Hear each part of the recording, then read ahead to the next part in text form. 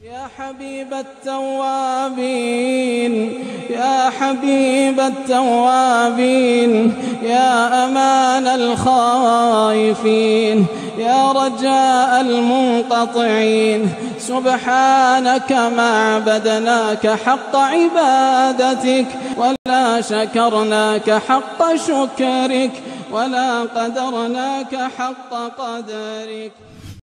روزہ آپ سمجھتے ہی ہیں کہ اللہ سبحانہ و تعالیٰ کی عبادت کی نیت سے طلوع فجر صادق سے لے کر غروب آفتاب تک اپنے آپ کو کھانے پینے اور جماع سے روکنا، یا یہ کہہ لیجئے کہ ہلال رمضان سے لے کر ہلال شوال تک دن کے اوقات میں، یعنی طلوع فجر سے لے کر غروب آفتاب تک، طلوع فجر سے لے کر غروب آفتاب تک، ہلال رمضان سے لے کر ہلال شوال تک دن کے اوقات میں، طلوع فجر صادق سے لے کر غروب آفتاب تک اپنے آپ کو کھانے پینے اور جماع و صحبت سے روکنے کا نام روزہ ہے.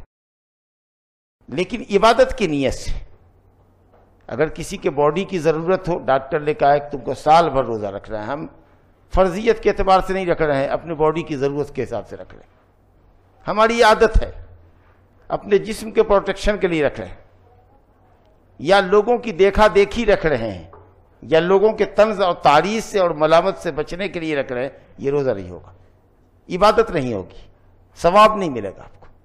اب وجوب کے معنی فرضیت، کہ جس کے ترک پر گناہ لازم آتا ہے، گناہ کبیرہ.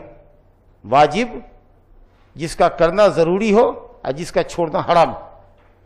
اور الحمدللہ روزے کی فرضیت قرآن سے، سنت سے اور اجماع امت محمدیہ سے ثابت ہے.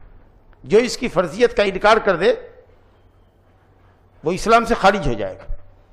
اسلام کے 5 بنیادی اہم ارکان میں سے ایک رکن روزہ ہے. نبی صلی اللہ علیہ وسلم نے فرمایا بنی الاسلام علی 5 شہادت اللہ الہ الا اللہ وان محمد رسول اللہ و اقام الصلاۃ و ایتاء الزکوٰۃ و صوم رمضان و حج البیت.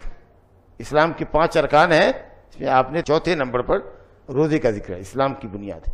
حدیث جبریل میں بھی جبریل امین علیہ السلام نے پوچھا، حضرت عمر بن خطاب رضی اللہ عنہ کی حدیث ہے، صحیح مسلم میں کتاب الایمان کی پہلی حدیث ہے کہ اسلام کیا ہے، تو آپ نے اسلام کا جو ڈیفینیشن بتایا یہ بتایا، 5 چیز بیان کی. اور قرآن مجید میں فرضیت کی دلیل ہے یا ایھا الذین آمنوا کتب علیکم الصیام کما کتب علی الذین من قبلکم لعلکم تتقون.